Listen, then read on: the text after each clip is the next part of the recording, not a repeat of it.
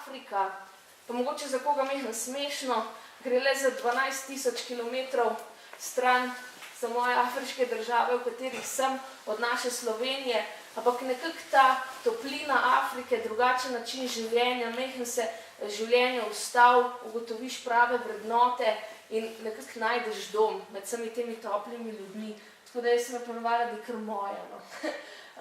Zdaj pa za začetek zgodbe, da vam povem, oktobra 2008 sem prišla v Kampalo, to glavno mesto Ugande, ki ima kar 2 milijona ljudi.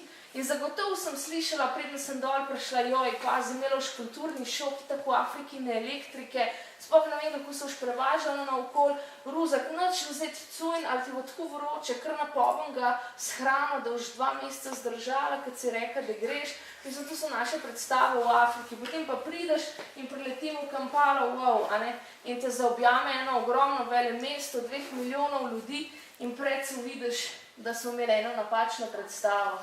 Ta 2 milijona ljudi treba prepeljati vsak dan, to so njihovi nacionalni prevozi, ki se jim reče matatu. Enih 6 Slovencev bi se nekako komotno odpeljalo, no v Afriki se nas pelje tam do 30, ne. Tako da pozabite na komfort, ima vsak svojega sedeža, na eni imaš 2 otroka, na drugi nogi imaš eno ritnico, ene mame in pač nekako že greš z dobro voljo, prideš kamorkoli je potrebno, ljudje si pomagajo, otroke preprimaš, tako da so te vožnje res, mislim, za občutek. Tako da zgleda avtobusne postaje, se pravi zmedal, ne zmedi, ampak vse nekako teče, kogarkoli boste prosili za pomoč, vam bojo zelo radi pomagali, kajti smo beli ljudje, nekako sijemo tam ven iz množice ljudi in tisti, ki je drugačen, vsak bo do njega stopil in mu poskušal pomagati, pa ne za denar, v tem smislu, da boste pričakovali, da bojo oni pričakovali, da jim potem nekaj date. Res ta naklonjenost in dobrina. Avtobusni prevozniki se ustavijo, kjer se jim že zazdi in takole ljudje s pol pretečejo svežim sadjem, zelenjavo, prodajo tudi čez okna avtobusa in tudi kakšna kokoš se proda, tako da ne boste presenečeni, če potem kar v naročju zagledate eno kokoš, držite jo, nekomu bo eno dobro kosilo. Tukaj pokažem še Viktorino jezero, mehen turizma je že v Ugandi. V prvem smislu pa kažem to jezero, da vas nečesa naučim, da ni tako v afriških jezerih plavati, kot v našem, bohinjsko, blejsko, gremo. Jaz pridem na obalo Viktorinega jezera, hitro čevlje dol, gremo plavati. Pa čak Jana, da vstav se lej, mogoče krokodil noter, ne? Mogoče nilski konj noter, pasi, mislim, to ni slovensko jezero, ne? Potem je pa še tretja stvar, ki je res prisotna v 99% njihovih jezer, imenuje se pa bilharzija.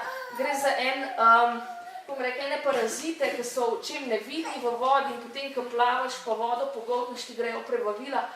Že ljubi. Ona pa še malo povedati. Malo teto pogreša, ker sem v Afriki, tako da evo. In, boš kar šlah meni? Ja, prav. Ne. Čakaj. V redu, letle se lahko igraš, kar primi, tako. Ok, se upravičujem, tako se pač z otroki tudi dol pozabavaš vsem, ker delaš še 5 otrok okrog tebe, tako da se navadaš. Kot pravim za bilharzijo, se je pametno zaščititi s tableti in potem pa brez skrbi naprej.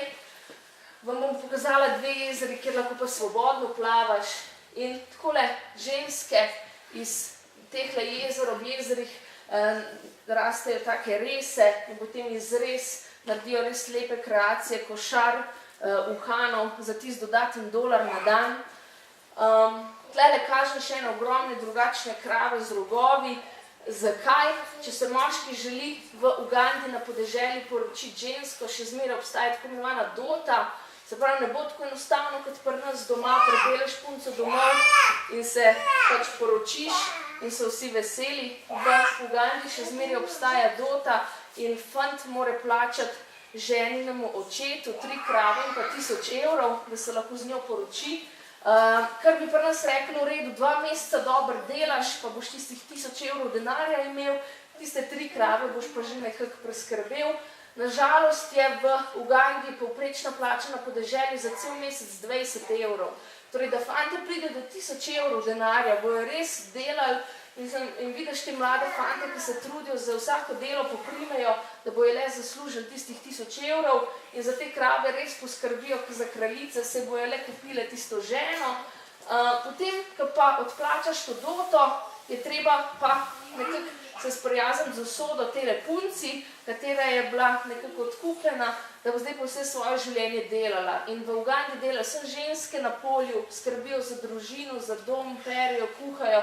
In potem je taka fraza African women do not rest, se pravi, afriške ženske ne počivajo. In nekako jaz pa tako feministka, ženska, svoboda, enakopravnost, kaj češ tu, mislim, nemogoče, ampak potem se nekako sprijaznil, da so te ženske to vzele za nekaj normalnega in živijo na tak način in se nobena ne pritožuje. In v tem smislu se potem učiš kulture, in njihovih navad.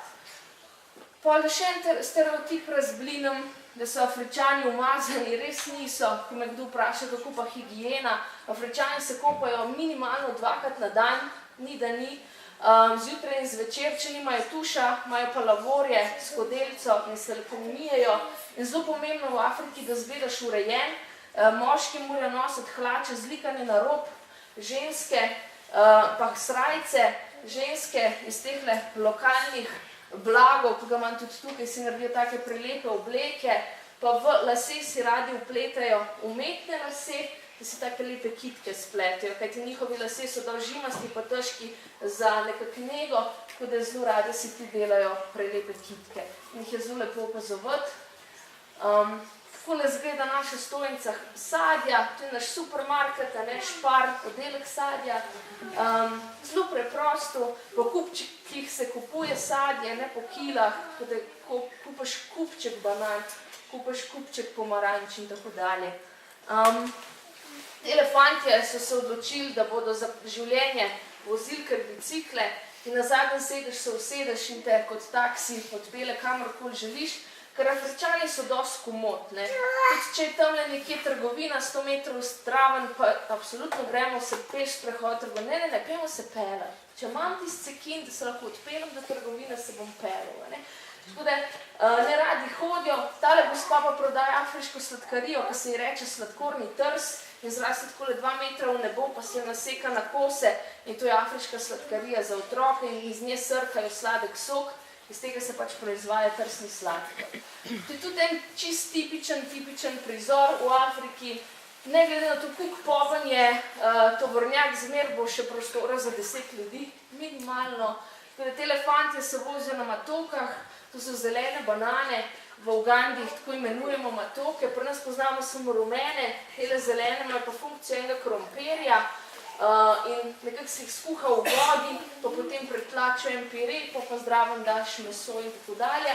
V lokalnem jeziku ročiga se pa temu cvetu reče jana, tako da sem bila zelo vesela, da sem že na začetku nekaj tako lepega s svojim imenom našla v Afriki.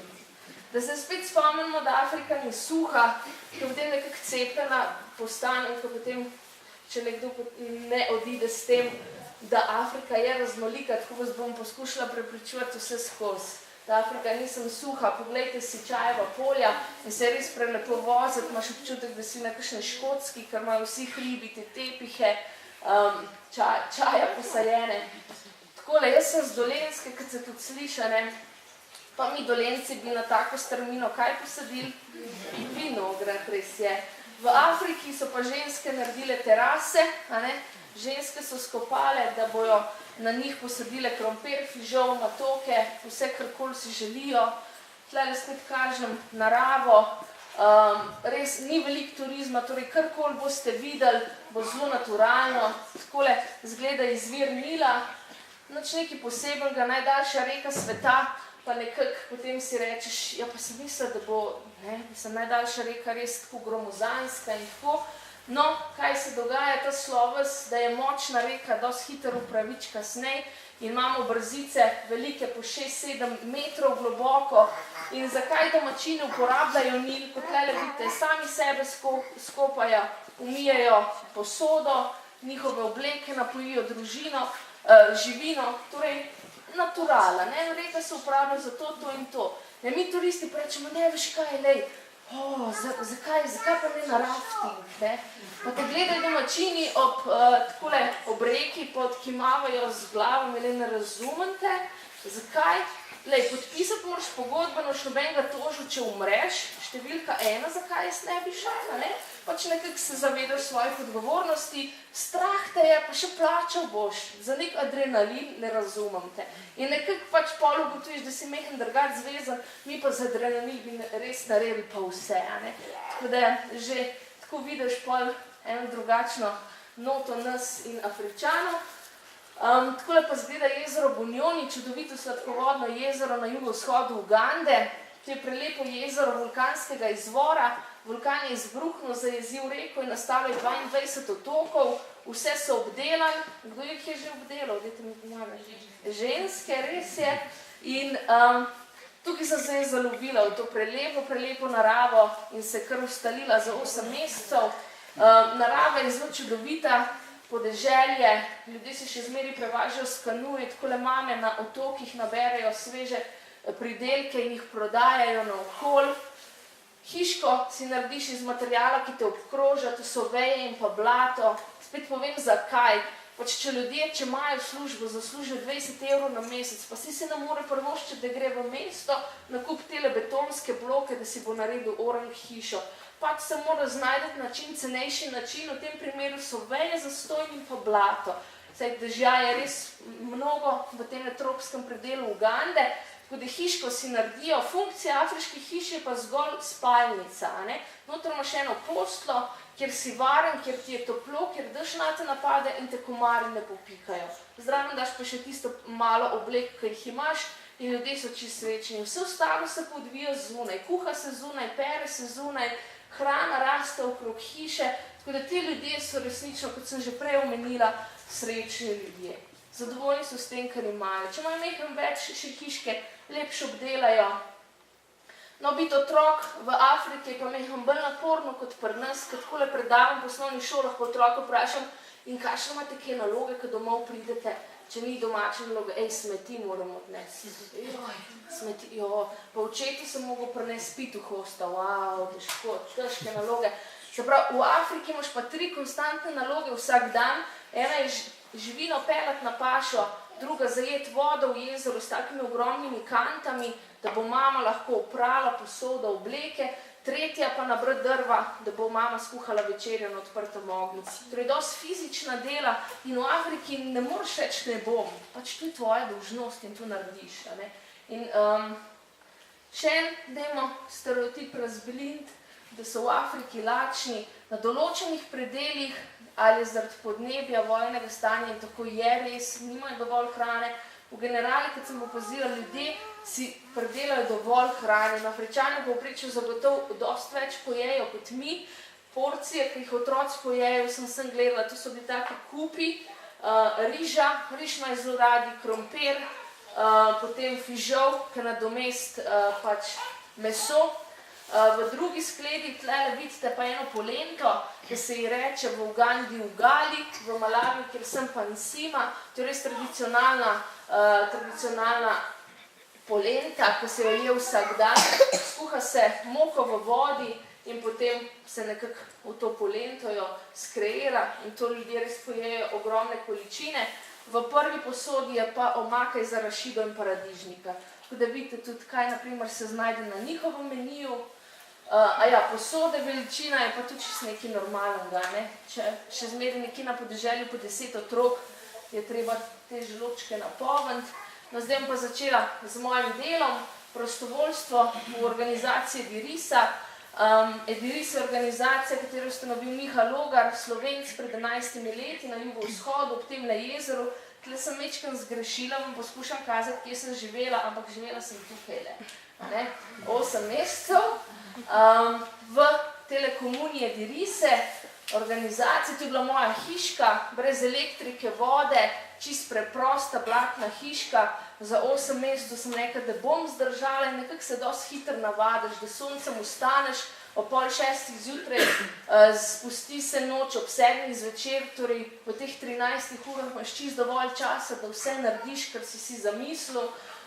skreiraš delavnice, kaj boš poučeval v šoli. Potem, ko se je pa noč spustila, smo se pa z ostalimi prostovoljci pogovarjali, svečke smo prižgali in nekako kreirali ene take skupne trenutke, res to, ker smo že tukaj pozabili. Ker rabimo televizijo, da nas zabava, v drugi sobi internet, radio, tam pa en z drugima, ne. In je bilo res tako prelepo. Imela sem čut tistih starih časih, o katerih mi moj oče govori, ne. Takole je izgledala notranjost, en pograd, ena omara, tle pa vidite tudi mrežo proti komarjem, zagotovo ste slišali za malarijo, pa da pred se smehom pomirim, da malarija ni nič kaj tazga, že kot turisti, ki greste naprimer za 3 mesece v Afriko, boste jedli preventivna zdravila, ki vas bojo zaščitila pred malarijo, če pa slučajno dobite, so pa Afričani res specialisti, da vas pozdravijo, gre za to, ko mečkam dobiš bolečine v glavah, pa v mišicah, se greš testirati v najbližjo kliniko, daš kri, pred se ugotovijo, če imaš malarijo ali ne, in potem ti dajo tablete in si v 2-3 dneh ok. In v tistih 3 dneh imaš občutek, da se ti začenja ena angina. To ni nekaj groznega. Problem malarije je, če je ne zdraviš, naprimer ljudje nimajo denarja, da odidejo v kliniko po zdravila in takrat te malarični paraziti napadajo rdeče krvničke, ki dostavljajo kisik do organov in zaradi tega je pol malarija usodna. Ampak če jo pa pozdraviš in nekako začneš zdraviti, ko začutiš te